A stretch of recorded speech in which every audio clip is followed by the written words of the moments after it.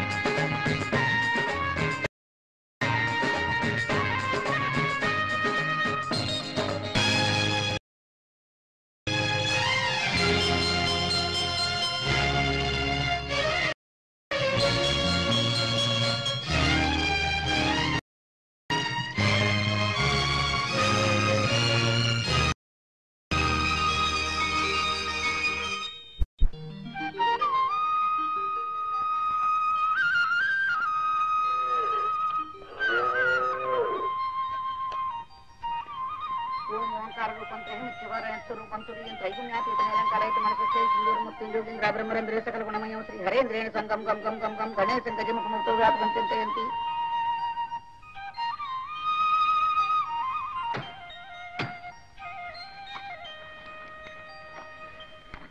విజయోత్తు విజయోత్తు ఇందుపల్లి గ్రామ కరణం గారికి విజయోత్తు విజయోత్తు. పగటి వేసగాళ్ళ ఇప్పుడు వచ్చారా మీరు ఈ ఊరు? ఇప్పుడే వచ్చామండి. వచ్చి తమ దర్శనం చేసుకుని మా ఆట చూపించి వెళదామని.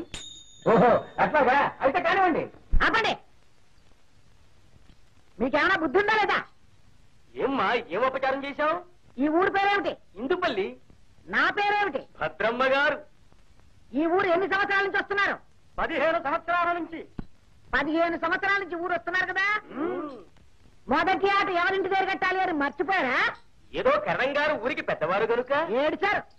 ఎవరైనా ఈ పాండ్యం జమీందారులు ఆడపడుచు భద్రమ్మ తర్వాతే. రోజులు మారిపోయాయి భద్రమ్మ, స్తోమత తెలిసి తల వంచాలి. అయితే ఇంకే ఆ పని నువ్వే చెయ్యి, అంత కర్మ నాకేం పట్టలేదు.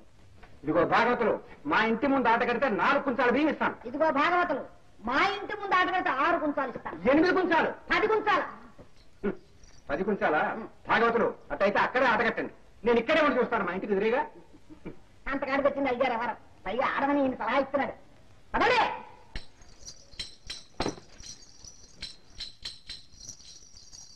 భద్రమ్మ గారంటే మహాదాతలు, డొక్కా సీతమ్మ గారు, ఉలవపాళ్ల కోటమ్మ గారి లాంటి అన్నదాతలు. పగటి వేషముల వారం బహుదేశములు తిరిగినారం, బహుదేశములు తిరిగినారం. మేముండేది కృష్ణా తీరం, నక్క బొక్కల పాడగ్రహారం, కులమున్న బ్రాహ్మణ వారం, మీ గొప్ప పేరు విన్నారం.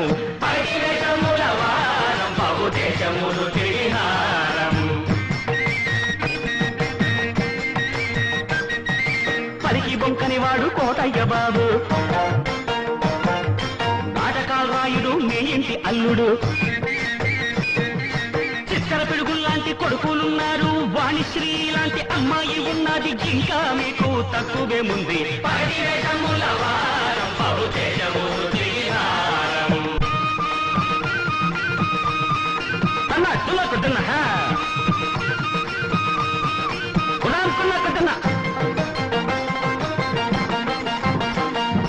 మా తాత ఏనుగు నెక్కాడు, ఎక్కబోయి కింద పడ్డాడు, అగ్రహారములు ఇచ్చాడు, అప్పులెన్నో పెంచిపోయాడు. ఆ వంశమును ఉద్ధరించుటకు అవతరించినాను, నేను అవతరించినాను, బడాబడి అంతవాణ్ణి నేను. దొంగ దిక్కుడు దొంగ దిన్నా జయకుడు జయకుడు తిన్న జంతారి గుంకరి దిక్కుతాయి తందకు దిద్దాం తనకు దిద్దాయి తనకు దిద్దోం తోం తోం తోం తోం తత్తింగ్ తగ్గ తద్దిన్నాగ తంగితాయి తత్తాయి తక్క తిమ్మి తక్క చెన్ను తక్క తిమ్మి తక్క జన్ను జన్ను తక్క తిమ్మి తక్క జన్ను తక్కది తొందరి గిందారి గింగట అదిందారి గిందారి తండ్రితో ఆ చంద్రగిరి దారగ తక్క. వినండి వినండి, నాటక రంగములోన దీటెవ్వరు ఎవరైనా దిగదుడుపు సుమి, పాటకు లంకించుకొనన్నా ధాటికి ఆ పారు పల్లె కవ్విపైనాడు, మేటిది నీవని బహు పొగిడినాడు.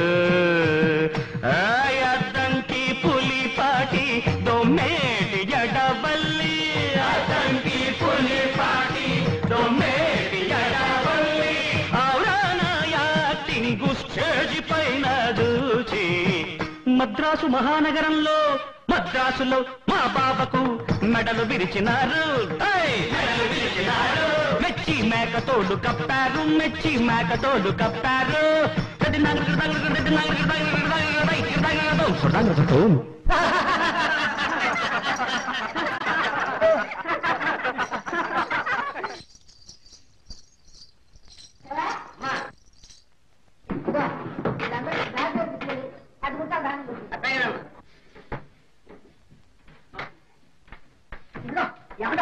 మీ దగ్గర డబ్బు లేవండి. ఇప్పుడు డబ్బు ఎందుకే నీకు? అదేమిటండి తెలియని తోడుతారు, వాళ్ళు అప్పుడు ఉన్నారుగా. ఎడ్ల జతాన్ని డబ్బే ఇది, ఇప్పుడే చేతికొచ్చింది. ఏమో వాళ్ళ కోసం వచ్చిందేమో, ఇవ్వండి. మిడిగుట్లేసి చూడడం అమ్మంటుంటే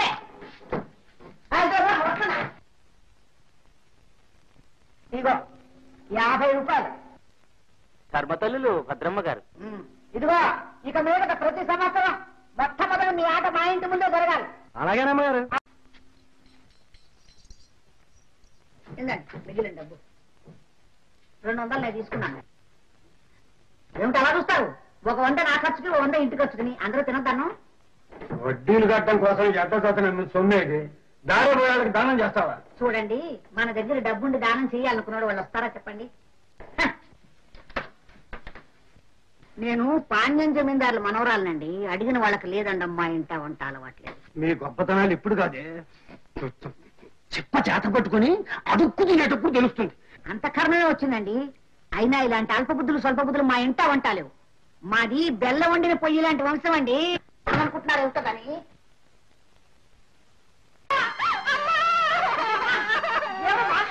ఏం జరిగిందమ్మా? మళ్ళీ ఏమొచ్చింది?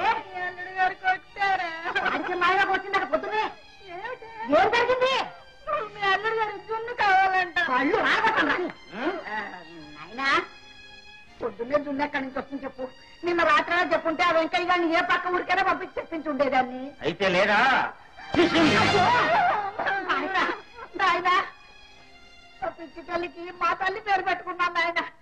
ఇలాగ నువ్వు చీటికి బాటికి జున్ను లేదని, పన్ను ఉడిందని, ఏలకాయలో ఉప్పు లేదని పెట్టుకుని సాగు కొడుతుంటే ఎలా చెప్పు నాయన? నీకు ధర్మమా?